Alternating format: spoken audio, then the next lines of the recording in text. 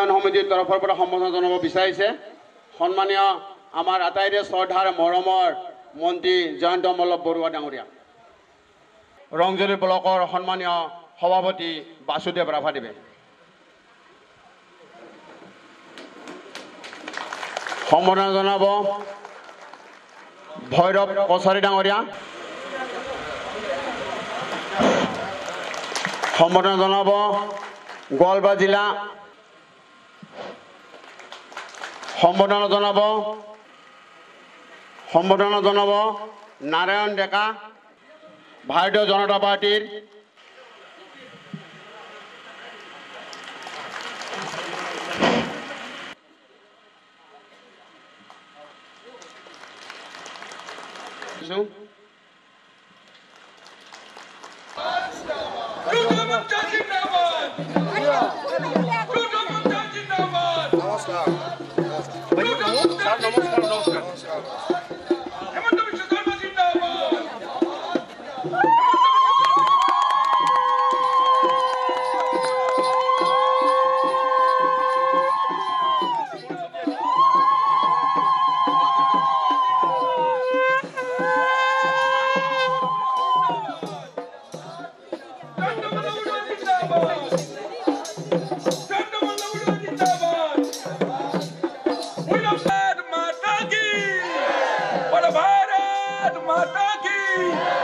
ধন্যবাদ জনাইছো।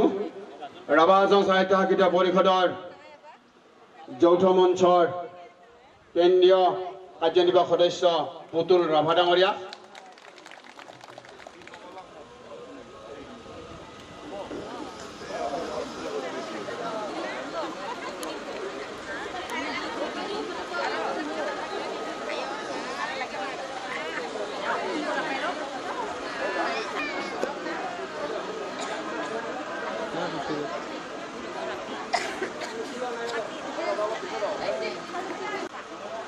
আমি এইবাৰ সম্বোধন অনুষ্ঠানলৈ আগবাঢ়িছোঁ। আমাৰ মাজত আহি উপস্থিত হোৱা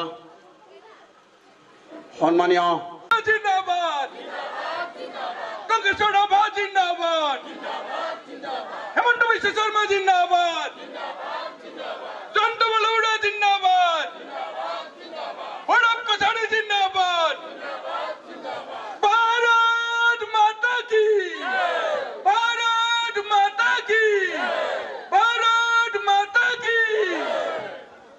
পুরা লাগি থাকিব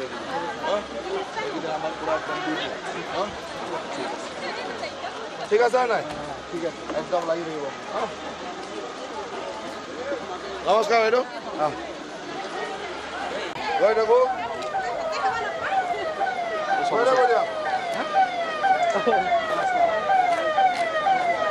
আৰু প্ৰথমবাৰ নিৰ্বাচনত আমি যৌথ সংগ্ৰাম কমিটি ববীয়াকে যি চৰকাৰ গঠন কৰিবৰ কাৰণে সক্ষম হৈছোঁ। আপোনালোকে সকলোৱে জানে মাননীয় টংকেশ্বৰ ৰাভাৰ নেতৃত্বত যি চৰকাৰ 5জনকে হ'লেও বিনিয়োগ দিবৰ কাৰণে সক্ষম হৈছিল। কিন্তু ইয়াৰ আগতে যিমানবিলাক চৰকাৰ হৈছিল, ইণ্টাৰিম কাউন্সিল হৈছিলে, 14 বছৰত তেওঁলোকৰ দুৰ্নীতি পাহাৰ সমান হৈ গৈছিল।